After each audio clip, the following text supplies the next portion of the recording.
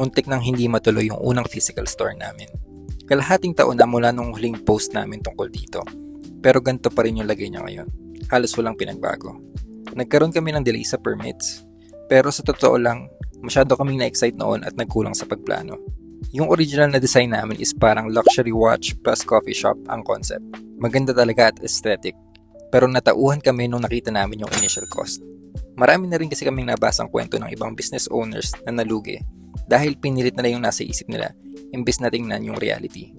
Pero ayaw naming sumuko kagad, di lang para sa negosyo, pero para rin sa local audio and tech community. Kaya nagpivot kami sa mas simple at functional na layout. Inisip namin kung ano ba talaga yung importante sa mga customers.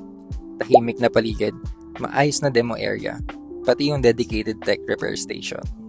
Dito rin namin na-realize kung gaano kalaking tulong na may understanding architect at contractor. Kaya maraming salamat sa KACP Designs at NBP Construction Services para sa pagtulong na matuloy itong project. Para makatipid, kami na mismo ang nag-source ng materials. Pumunta kami dito sa Sunshine Home Center sa Malanday, Valenzuela. Dito kami nakakita ng affordable pero quality na tiles at bathroom fixtures.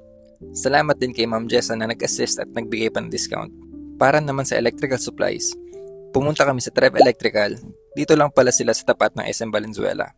Dati na namin silang napapanood sa social media at totoo nga yung nasa videos nila. Marunong at friendly talaga yung staff nila kaya kahit anong questions nyo, kaya nilang tumulong. Thank you rin kay Sir Win sa pag-assist sa amin. Maraming salamat sa patuloy na suporta nyo sa amin. Hopefully tuloy-tuloy na yung progress at makapag-open na kami soon. If may suggestions kayo or gustong makita sa store, comment nyo lang sa baba.